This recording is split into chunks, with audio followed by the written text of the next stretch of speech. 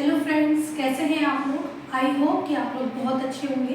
तो चलिए, हमने जैसा कि टेंस शुरू किया था और उसमें आज हम देखने वाले हैं, बोर्ड पे मैंने मेंशन किया हुआ है सिंपल प्रेजेंट टेंस और प्रेजेंट इंडेफिनिट टेंस। तो इसमें पहले हम जानेंगे, मैं अभी रूल भी लिखवा सकती थी पर मुझे लगता है पहले ये जानना जरूरी है कि आप जब इसका यूज़ करते हैं तो कौन सी कंडीशन ऐसी होती है, कौन सी टाइमिंग होती है जहाँ पर आपको प्रेजेंट इंडेफिनिट टेंस का यूज़ करना है। तो चलिए बिना देरी करे शुरू करते हैं। तो सबसे पहले हम देखेंगे use of simple present. SP मतलब सिंपल प्रेजेंट। ओके, तो सबसे पहला एग्जांपल है इसमें, to express a habitual action.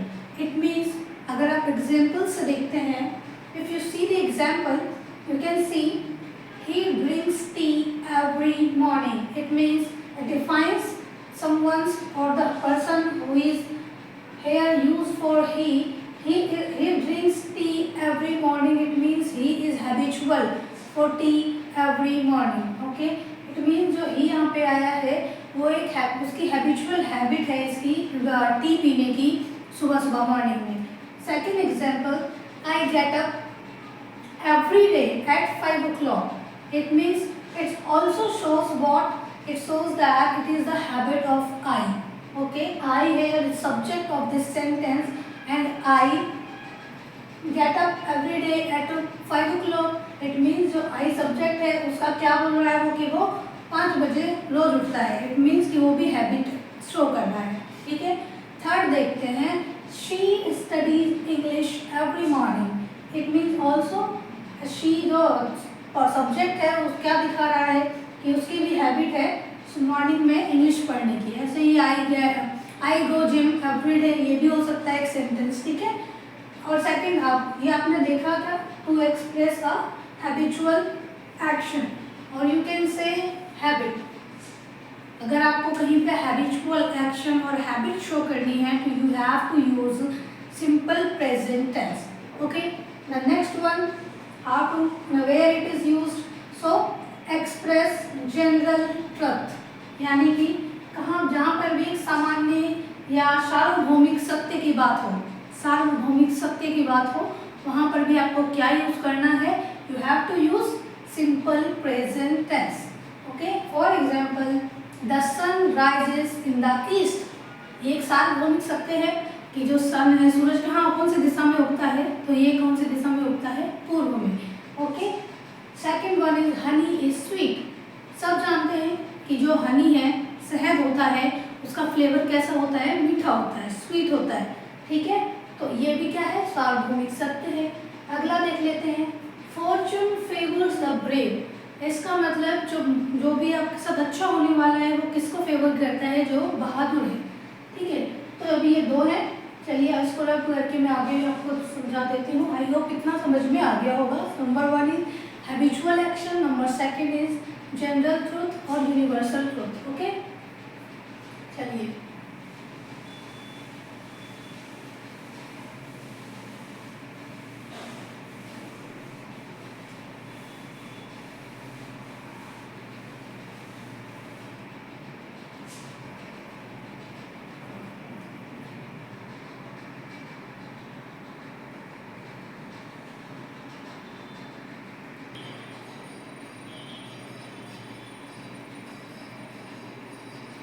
तो आगे देखिए, इसमें मैंने थर्ड क्या दिखाया है, हाउ टू यूज और where to use simple present.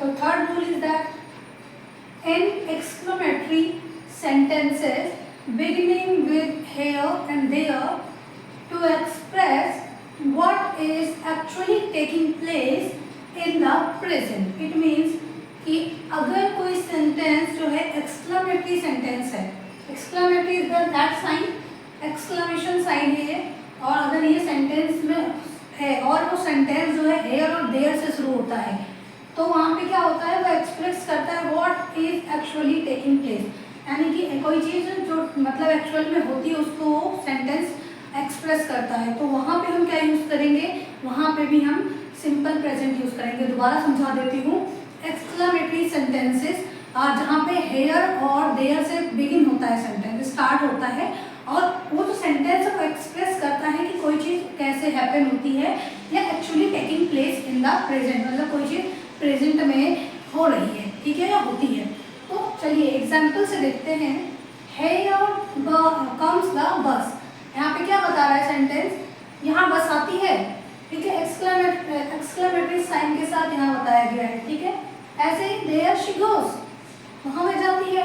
तो यहाँ पे आपको समझाना चाह रही हूँ कि जो एक्सक्लेमेटरी सेंटेंसेस से बिगिन होता है कोई सेंटेंस, जो एक्सक्लेमेटरी सेंटेंस है और वो बिगिन होता है here and there के साथ, तो आपको क्या बताना है, वहाँ पे आपको मतलब सिंपल प्रेजेंट यूज करना है, ठीक है। देखिए यहाँ पे to express what is actually taking place in the present, यानी कि ऐसे जो सेंटेंसेस होते हैं वो बताते क्या है कि प्रेजेंट में एक्चुअली में क्या घटित हुआ है, ठीक है। अगला देखते हैं इन विविड नरेटिव। विविड नरेटिव मतलब जीवंत वर्णन, इसका मतलब होता है जीवंत। इसका मतलब कि जो नरेशन है, हम कोई स्टोरी लिखते हैं या हम कुछ ऐसा कुछ बता रहे होते हैं, मोस्टली हम स्टोरीज को देखते हैं वो पास्ट में होता है, राइट। लेकिन अगर हमें उनको विविड नरेशन देना है, यानी कि जीवंत वर्णन करना है कि किसी को पढ़ के ऐसा लगे कि एक्चुअली में वो घटना अभी हो रही है, प्रेजेंट में जो भी चल रहा है वो अभी गोइंग ऑन है, मतलब कि प्रेजेंट में सब कुछ हो रहा है, ठीक है। कोई घटना है वो अभी मतलब भविष्य को भूतकाल में ना होकर अभी वर्तमान में हो घटित हो रही है।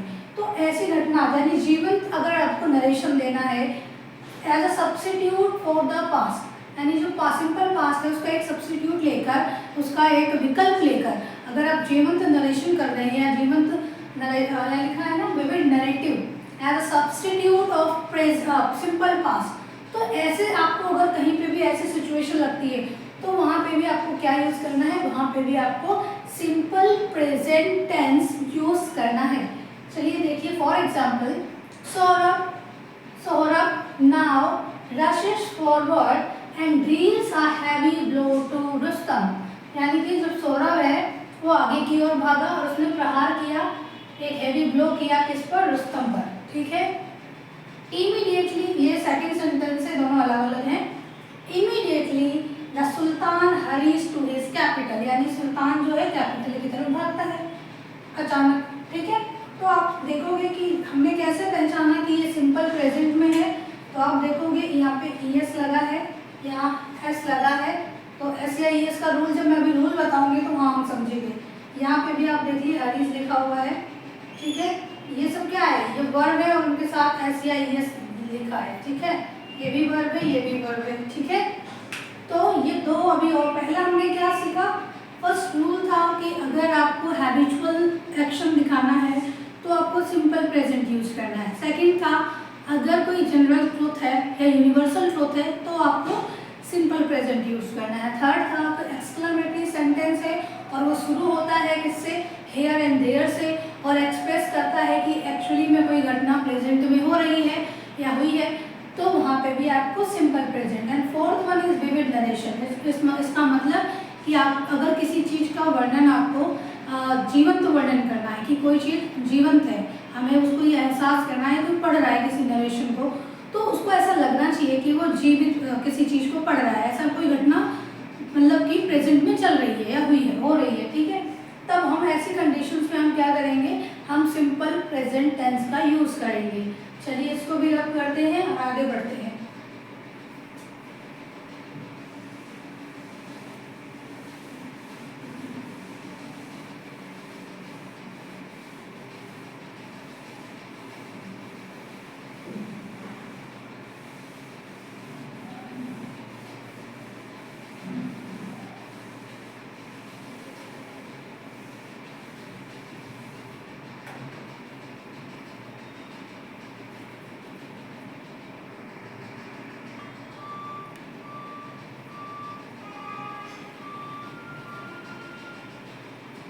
इसका फिफ्थ रूल क्या है, अभी हमने फोर्थ रूल तक देखा, फिफ्थ रूल से क्या इसका है, to express a future event. Okay, क्या करना है हमें, express a future event that is part of a fix time table और fix programme.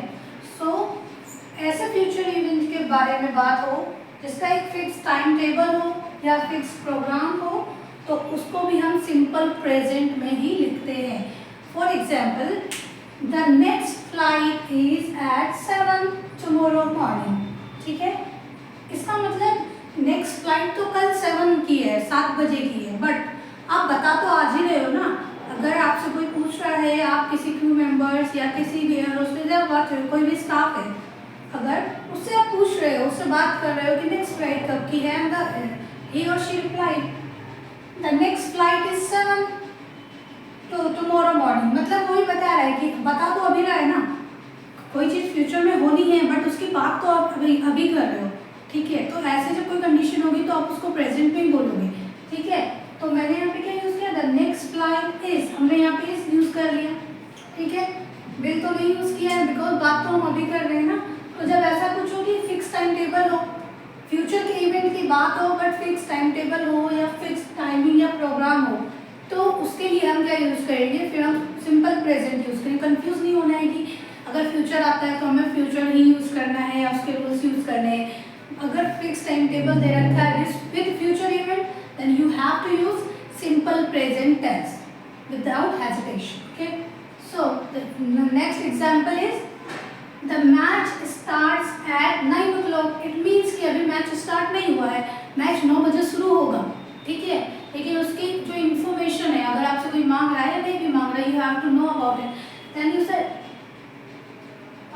what you said, the match starts at 9 o'clock, just a statement। okay, the train leaves at 5:20, ये भी fix time बता रहा है।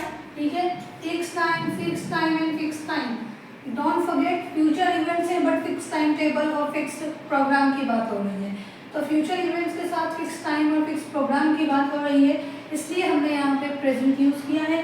Here is, here starts, here leaves. ठीक है, तो the train leaves eight 5:20। ऐसे एक कोई एग्जाम्पल है, when does the coffee house reopen. It means कि अभी जो कॉफ़ी हाउस है वो बंद हो चुका है, and you are asking to someone that when does the coffee house reopen. So in that case we also use does।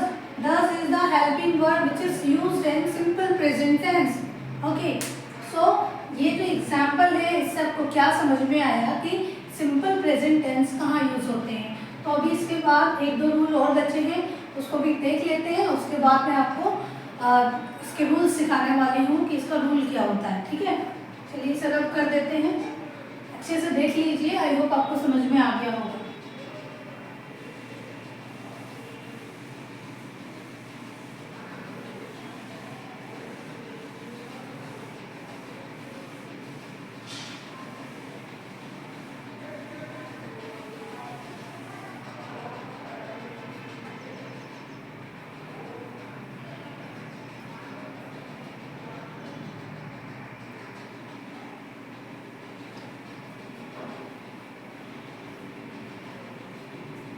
तो अभी तक मैंने 5 रूल्स बता दिए हैं, उसके बाद भी कुछ रहते हैं तो उसको मैंने समअप कर दिया है।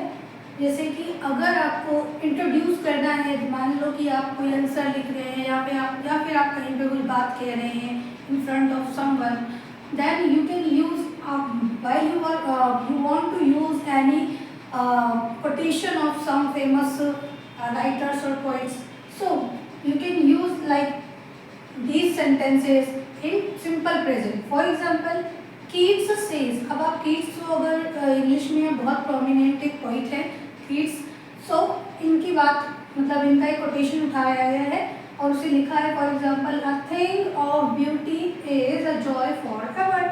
तो हमने क्या देखा है, जब हम किसी की कोटेशंस को लेते हैं और कोटेशंस को इंट्रोड्यूस करते हैं अपने सेंटेंसेस में, तो वहाँ पे भी हम सिंपल प्रेजेंट टेंस का यूज़ करेंगे। अगला देख लीजिए, in clause of time and of condition, यानी क्लोज ऑफ टाइम हो या क्लोज ऑफ कंडीशन हो, वहाँ पे भी आपको उससे पहले क्लोज भी समझना पड़ेगा।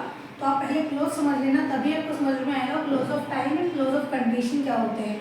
तो अगर सेंटेंस में कहीं आपको क्लोज ऑफ टाइम या क्लोज ऑफ कंडीशन का यूज़ करना है तो वहाँ पे भी आप क्या करोगे, simple present. For example, I shall wait. अब आप सोचेंगे कि I use here shall, I know कि it is used in future,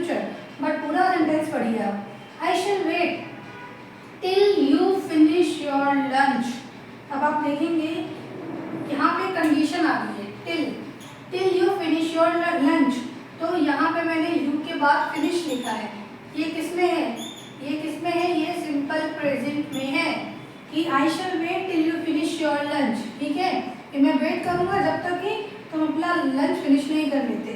तो ये जो कंडीशन है यहाँ से आ रही है आपकी condition of clause of condition आ गई। ये कंडीशन दिखा रहा है कि इस कंडीशन के पूरा होने तक वो वेट करेगा। ठीक है, तो इस पार्ट को आप ध्यान ना देकर इस पार्ट पे ध्यान दीजिए कि कहीं किसी सेंटेंस में अगर क्लोज ऑफ कंडीशन या क्लोज ऑफ टाइम आ जाता है तो वहाँ पे आपको उस क्लोज वाले पार्ट में आपको क्या यूज करना है, वहाँ पे आपको सिंपल प्रेजेंट यूज करना है।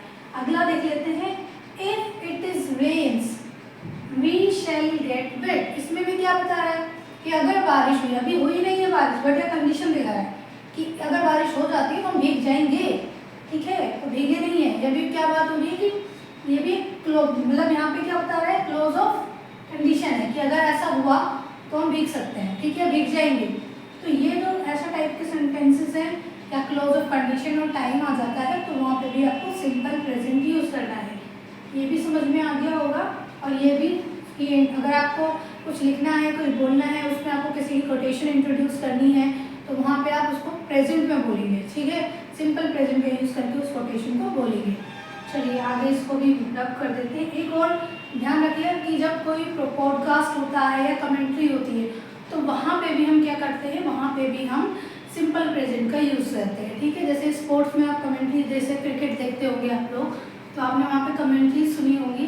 अगर आप उसको इंग्लिश में भी सुनते हैं तो आप क्या देखेंगे कि वहाँ पे सिंपल प्रेजेंट का यूज़ किया जाता है। ठीक है, तो ये भी याद रखिएगा। चलिए इसको रब करते हैं। अब हम इसका रूल समझ लेते हैं, सिंपल प्रेजेंट का रूल क्या है।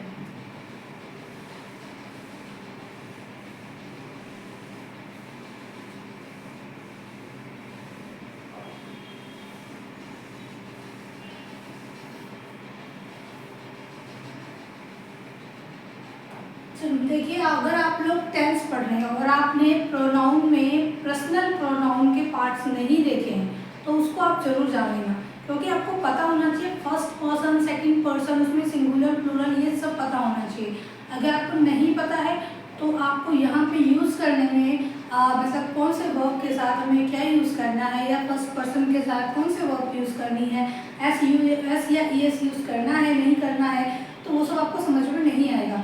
तो मैं आप लोगों से बस ये रिक्वेस्ट करूँगी कि अगर टेंस सीख रहे हैं आप तो आप प्रोनाउन जरूर पढ़ें और उसको डीपली पढ़ें, क्योंकि प्रोनाउन बहुत इंपॉर्टेंट पार्ट्स है अगर आप उसको अच्छे से सीखना चाहते हैं तो। चलिए पहला रूल देख लेते हैं इसका। आपको एक बात और भी पता होगी कि इसमें पॉजिटिव सेंटेंस होता है, एक नेगेटिव होता है, एक ये होता है, ठीक है, क्वेश्चन फॉर्मेट वाला, और एक नेगेटिव इंटेरोगेटिव भी होता है। इंटेरोगेटिव और नेगेटिव इंटेरोगेटिव, ये नेगेटिव भी होता है और इंटेरोगेटिव भी होता है। ठीक है, ये चार तरह के सेंटेंस होते हैं, पॉजिटिव, नेगेटिव, इंटेरोगेटिव और नेगेटिव इंटेरोगेटिव। ठीक है, तो मेन तो वैसे 3 होते हैं। नेगेटिव में तो हम उसको जोड़ ही सकते हैं नॉट वगैरह लगा के। तो सबसे पहले इसको देख लेते हैं। तो इसमें भी क्या है, सब्जेक्ट आएगा प्लस वर्ब की फर्स्ट फॉर्म आएगी। ठीक है, वर्ब की फर्स्ट फॉर्म एस या ईएस कहाँ आएगा तो अभी मैं इसको बताऊंगी। प्लस यहाँ पे क्या आ जाएगा, ऑब्जेक्ट। ठीक है, तो क्या देखा आपने, सब्जेक्ट, वर्ब की फर्स्ट फॉर्म, एस या ईएस प्लस ऑब्जेक्ट। ठीक है, तो अब आपको समझना है। चलिए पहले मैं पॉजिटिव वाला ही समझा देती हूँ। ठीक है, तो अभी आपने क्या देखा कि हमें एस या ईएस कहाँ लेना है। तो आपको ये हमेशा ध्यान रखना है कि जो एस या ईएस है वो हमेशा कहाँ पे आएगा, वो आएगा आपका थर्ड पर्सन सिंगुलर के साथ, थर्ड पर्सन सिंगुलर के साथ। तो ऐसा सब्जेक्ट अगर जो मतलब थर्ड पर्सन भी हो और सिंगुलर होना चाहिए तो उसके साथ आप एस या ईएस लगाएंगे। उसके अलावा जितने भी सब्जेक्ट आते हैं उनके साथ आप एस या ईएस नहीं लगाएंगे। ठीक है, प्लूरल में भी। और चलिए मैं एक बार और समझा देती हूँ। जैसे फर्स्ट पर्सन कौन हुआ, सबसे पहले we think about our life, ठीक है, या हम अपने बारे में सोचते हैं सबसे पहले, तो फर्स्ट पर्सन कौन हुआ? आई, ठीक है, आई सिंगुलर है, ठीक है, और इसका प्लूरल क्या होता है? बी, ठीक है। ऐसे ही सेकंड पर्सन क्या है? यू, यू ही रहता है, ठीक है, यू का कोई प्लूरल सिंगुलर ऐसा नहीं है, यू का सिर्फ एक यू होता है सेकंड पर्सन। तो अगर आपका समझ नहीं आए तो सबसे पहले हम अपने बारे में सोचते हैं, देन हम सामने वाले के बारे में सोचते। सामने वाला यू हो गया, तो कोई भी हो सकता है, ठीक है, तो सेकंड पर्सन यू हो गया। थर्ड पर्सन, बहुत ही लैंग्वेज, बहुत ही इजी भाषा में आपको समझाने का प्रयास कर रही हूँ मैं यहाँ पे। थर्ड पर्सन कौन हो गया? ही, शी एंड इट, ये तो सिंगुलर वाले हो गए। अब ये जो दे आ जाता है, ये क्या हो गया? ये प्लूरल हो गया, ठीक है। ये सब सब्जेक्ट वाले की बात कर रहे हैं, ये ध्यान रखिएगा। और ही शीट के अलावा यहाँ पे पर्सन का नाम भी हो सकता है, ठीक है। Name, naming words, naming words मतलब जिससे आपको ये समझ में आ जाए कि किसी एक बंदे की बात हो रही है, ठीक है। तो नेमिंग वर्ड्स या जो नाउन आ जाते हैं ना, तो वो सारे यहाँ पे क्या हो जाएगा, जो एक बंदा हो या किसी के नाम से, या किसी मान लो ताजमहल की भी बात कर रहे हैं, तो हमें ध्यान रखना है ताजमहल एक ही चीज़ है, मॉन्यूमेंट है बट एक है, सिंगुलर उसको मान के चलेंगे, सिंगुलर एक नाउन मान के चलेंगे। सो आपको क्या ध्यान रखना है? फर्स्ट पर्सन आई है और वी है, लेकिन ये प्लूरल है, ये दोनों यहाँ पे, ये तीन कौन प्लूरल मानते हैं, ठीक है, ये क्या है? प्लूरल है। बट अब यहीं पे एक रूल और ध्यान रखना है, आई हम सिंगुलर मानते जरूर हैं, बट उसके साथ यूज हम क्या करते हैं, उसके साथ हम यहाँ पे यूज करेंगे, उसके साथ हमें मतलब प्लूरल जो वर्ब्स के रूल होंगे वो आई के साथ भी लगेंगे, ये ध्यान रखिए। सिंगुलर है बट इसके साथ हम एस या ई एस नहीं लगाएंगे, वो हम सिर्फ किसके साथ लगाएंगे? थर्ड पर्सन सिंगुलर के साथ, इसलिए वहाँ लिखवा दिया है, ठीक है। तो आप ये आपको आई होप समझ में आ गया होगा। फर्स्ट पर्सन आई, वी, ये सब सब्जेक्टिव है, ध्यान रखिए। प्रोनाउन में भी जब पर्सनल प्रोनाउन आप पढ़ेंगे तो उसमें ये सब्जेक्टिव वाले पार्ट के बता रहे हैं, जिनको हम एज अ सब्जेक्ट यूज करते हैं, ठीक है, क्योंकि उसके भी कई पार्ट्स होते हैं, तो ये सब्जेक्ट वाले पार्ट की बात हो रही है। तो आई, वी, ये दोनों क्या है? फर्स्ट पर्सन, सेकंड यानी कि आई मैं और हम, सेकंड यू, थर्ड तीसरे बंदे जिसके बारे में बात कर रहे हैं, ही, शी और दे, ठीक है। तो ये हो गया। अब थर्ड पर्सन आपको समझ में आ गया, ये हो गए तीनों सिंगुलर, या कोई नेमिंग वर्ड आ जाता है वो सब क्या हो जाएगा? सिंगुलर हो जाएगा। तो इसको आई होप समझ में आ गया होगा।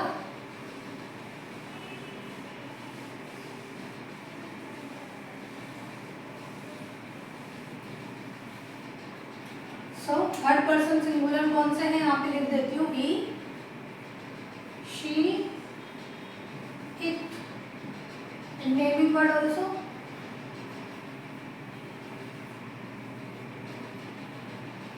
तो जो नेमिंग वर्ड आ जाएंगे वो भी क्या हो जाएंगे? सिंगुलर हो जाएंगे। चलिए इस रूल पे कुछ हम एग्जांपल देख लेते हैं। फॉर एग्जांपल आप क्या लिख सकते हो यहाँ पे, जैसे कि आप बना लो यहाँ पे, he goes to school। मैंने यहाँ ही के साथ क्या यूज किया है? एस या ई एस यूज किया है, ठीक है। he goes to school, ठीक है। अगर मैं यहाँ पे ही की जगह मान लो, तो हमने थर्ड पर्सन का एग्जांपल देख लिया, मैं आई लिखूँ तो क्या हो जाएगा? I play cricket. तो मैंने यहाँ पे एस या ई एस नहीं यूज किया है, यहाँ पे एस या ई एस नहीं यूज किया है, क्योंकि वो हमें कहाँ यूज करना है? थर्ड पर्सन सिंगुलर के साथ, ठीक है। ये मैंने आई का एग्जांपल देख लिया, तो हमने यहाँ पे क्या है? एस या ई एस नहीं लिया है, ठीक है। और ये देखिए, ये आपका सब्जेक्ट, ये हो गया आपका वर्ब, ये है आपकी वर्ब, ठीक है।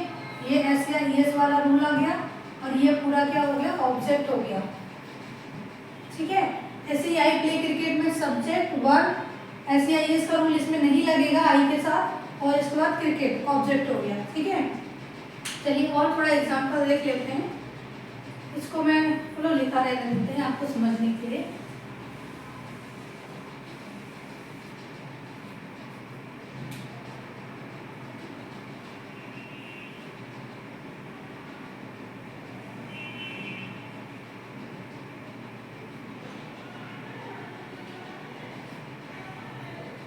मान लो मैंने किसी का नाम लिख लिया, जैसे मैंने लिखा रिया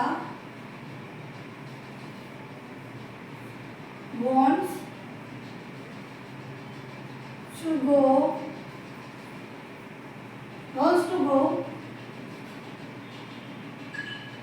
नहीं, हाँ, रिया wants to go to बीच, या फिर हम कह देते हैं रिया wants to go to Himalayas.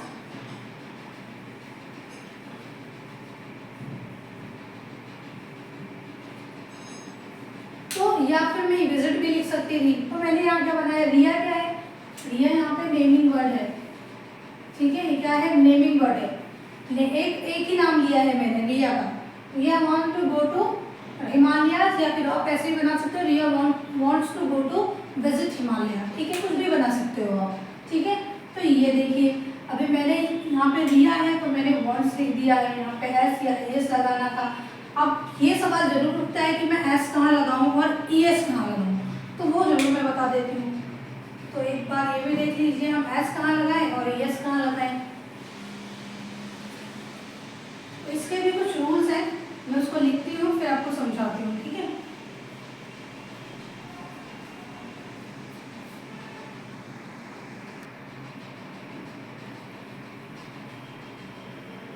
तो ES के रूल देखिए, तो कहीं अब जो भी अब वर्ब्स, आपको ध्यान रखना है कि जो वर्ब होगा यानी जो मेन वर्ब होगी उसका एंडिंग लेटर होगा वो अगर ओ पे खत्म होता है, लाइक गो, ठीक है, फॉर एग्जांपल जो गो है वो ओ पे खत्म हो रहा है, तो ऐसे लेटर जो मतलब वर्ब हो, पहले तो वर्ब होना चाहिए, यानी ऐसी क्रियाएं जिनका जो एंडिंग का लेटर होता है वो ओ पे खत्म होगा, तो हम उसको जब सिंपल प्रेजेंट में यूज करेंगे तो हम वहाँ पे क्या लगा देंगे, थर्ड पर्सन सिंगुलर के साथ एस या ईएस लगा देंगे, ठीक है। जैसे यहाँ पे गो है तो गोस बन जाएगा, डू है तो डस बन जाएगा, ठीक है।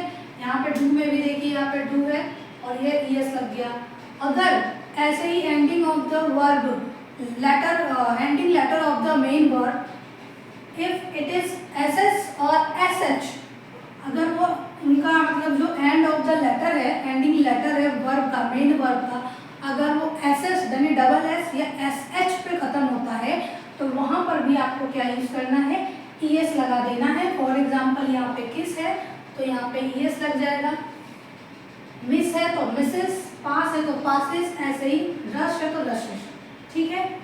सॉरी पुस है तो पुसिस और रश है तो रशिश। ऐसे ही अगर एंड में एक्स आ जाए, डबल जेड आ जाए, सी एच आ जाए तो भी आपको क्या करना है, ई एस लगा देना है। देखिए फिक्सेस, रिलैक्सेस, बोजेस, कैचेस, रीचेस, ठीक है। तो आपको क्या ध्यान रखना है, एक और है वो भी लिख लीजिए, ये बहुत इंपॉर्टेंट रूल है। तो आपको ध्यान रखना है कि अगर किसी भी मेन वर्ब में, और हमें याद क्या ध्यान रखना है कि अगर उसे हम प्रेजेंट यानी सिंपल प्रेजेंट में यूज कर रहे हैं तो जो मेन वर्ब होगा अगर उसमें एंड ऑफ द मतलब जो उसकी लेटर होगा वो अगर ओ हो, डबल एस या फिर एस एच हो, या फिर एक्स हो, डबल जेड हो, सी एच हो, तो आपको क्या करना है, उनको जब आपको चेंज करना है तो उसमें हम एस ना लगाकर ई एस लगाएंगे और बाकी जो भी बच जाएंगे उसमें हम एस लगा देंगे, ठीक है। तो अब आपको ये एस और ई एस वाला आई होप कि आपको डाउट नहीं होगा। तो इनके अलावा जो भी बच जाएगा उसमें एस लग जाया करेगा, ठीक है। इसमें क्या लगेंगे, इन सब में अगर end of the main verb यानी ending letter of the main verb if it is X, C H, double Z, S S, S H या ओ हो जाए तो वहाँ पे हमें बिना सोचे, दिमाग ज़्यादा नहीं लगाना है, वहाँ पे हमें ई एस जोड़ देना है एंड में, और बाकी जो इनके अलावा बच जाएंगे उनमें एस आ जाएगा, ठीक है। एक और है इसका, वो भी लिख लीजिए। तो इसका एक और रूल है वो भी बता देती हूँ। अगर कॉन्सोनेंट प्लस वाई हो जाए,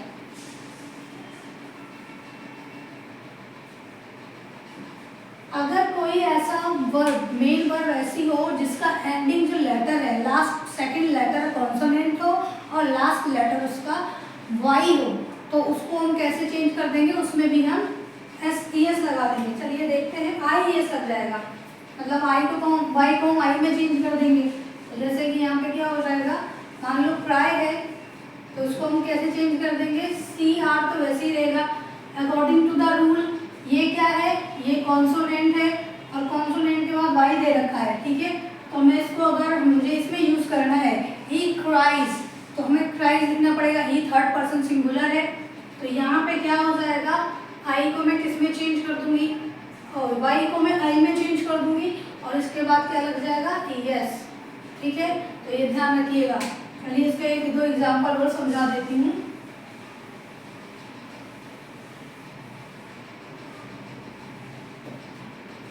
जैसे कि एक एग्जाम्पल और देख लीजिए, जैसे एक एग्जाम्पल है यहाँ पे, एक कोई एग्जाम्पल लीजिए, जैसे मैरी, ये मैरी है, ठीक है, ठीक है। तो आपने क्या ध्यान दिया कि लास्ट सेकंड वर्ड लेटर जो है, last second letter of this verb is consonant and इसके साथ क्या है, वाई है। क्या चेंज हो जाएगा, ये M A R R I E S, marries, okay.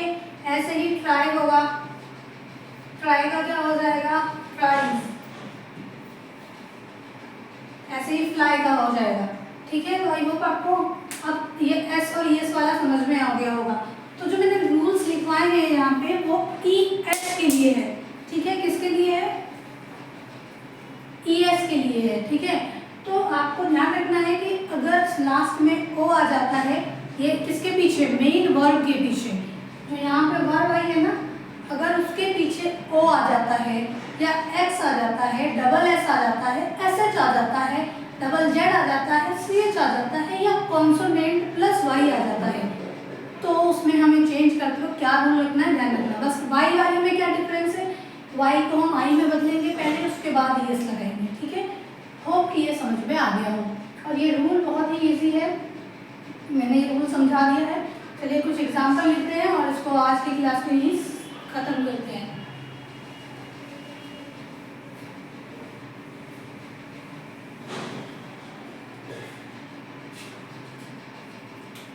जैसे यहाँ पे मैं लिख देती हूँ, राम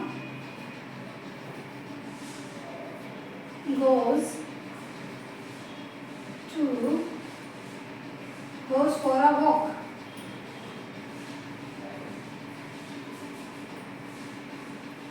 ठीक है, Ram goes for a walk, ठीक है। ऐसे ही और क्या लिख सकते हैं, I cry, चलो cry मत लिखो, कुछ और लिख देते हैं, I play लिख देते हैं, ठीक है, I play। बस आपको ध्यान क्या रखना है, रूल्स के अकॉर्डिंग आई के साथ मैंने ऐसे एस नहीं लगाया, ठीक है, बस इतना ध्यान रखना, ठीक है, ये आई प्ले हो जाएगा। ऐसे ही मुझे और कुछ लिखना है तो मैं क्या लिख सकती हूँ, अमन lives with me। अब ये अमन जो है ये बॉय है, इसकी जगह मैं ही भी लिख सकती हूँ, ठीक है, अमन की जगह ही भी लिख सकती हूँ, तो मैंने ES लगा दिया है, ठीक है, अमन लिव्स। अब आप ध्यान रखना ये ES नहीं लगाया मैंने, लिव क्या होता है, लिव की स्पेलिंग होती है LIVE, तो मैंने सिर्फ S लगाया है यहाँ पे, ES नहीं लगाया है, S लगाया, क्योंकि जो लिव है वो अपने आप में ही E पे ही फिनिश होता है। तो जब ऑलरेडी कोई चीज़ E पे ही फिनिश हो रही है तो why should I use again ES, so we have to use only S here, okay. सो इसको रिमूव कर देते हैं, रब कर देती हूँ मैं इसको यहाँ से, तो आपको समझ में आ गया होगा। मैंने यहाँ पे सिर्फ S लिया है, ES नहीं लिया है, S लिया है। और एग्जाम्पल अगर मैं देखूँ तो क्या हो जाएगा, जैसे कुछ प्लूरल देख लेते हैं, वी लाफ, ठीक है, वी के साथ लाफ लिखा है मैंने, S या ES नहीं लगाया है, तो S या ES थर्ड पर्सन सिंगुलर के साथ ही लगेगा। थर्ड पर्सन सिंगुलर में नेमिंग वर्ड्स भी आ जाते हैं, ये बात मत भूलिएगा, ठीक है। और एक और लिख सकती हूँ मैं, जैसे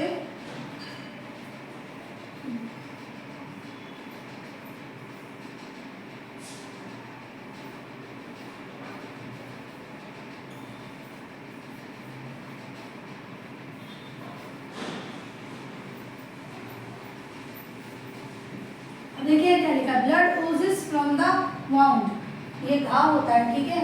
और ये आपको बताना है, देखिए इसमें मैंने क्या बोला था, जेड पे आ जाए तो वहाँ पे हम क्या लिखेंगे, ईएस लिख देंगे। तो यहाँ पे हमने ईएस ले लिया है, सॉरी यहाँ पे ईएस नहीं एस लिया है, क्योंकि ये जेड ई पे इसका जो एक नॉर्मल वर्ड होती है वो होती है ऊज, ठीक है। ऊज के साथ हमने बस ईएस लगाया है, ईएस नहीं एस लगाया है। तो ये एग्जांपल आई होप आपको समझ में आ गए होंगे। तो आपने यहाँ पे क्या देखा, ब्लड, हमने यहाँ पे ब्लड को एक थर्ड पर्सन सिंगुलर लिया है, ठीक है। अब ये मत सोचना कि ई शीट तो लिया ही नहीं है मैम, तो फिर हमने ब्लड के साथ, ब्लड भी क्या है, हम उसको थर्ड पर्सन सिंगुलर की तरह ही काउंट कर रहे हैं, ठीक है। तो इसलिए थर्ड पर्सन सिंगुलर में बस ये दिए हुए वर्ड ही नहीं आते, बहुत सारी चीज़ें आ जाएंगी, ठीक है, आप ये ध्यान रखना। तो ऊज होता है, इसमें हमने सिर्फ क्या लिया, इसमें हमने एस लगाया, ओनली एस।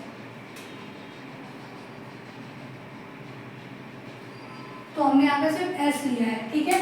तो आप ये सारे एग्जांपल के थ्रू समझ गए होंगे ऐसे आईएएस वाला रूल भी। चलिए आज की क्लास को यहीं फिनिश करते हैं, अगले पार्ट में हम देखेंगे negative interrogative and interrogative negative. चलिए, थैंक यू।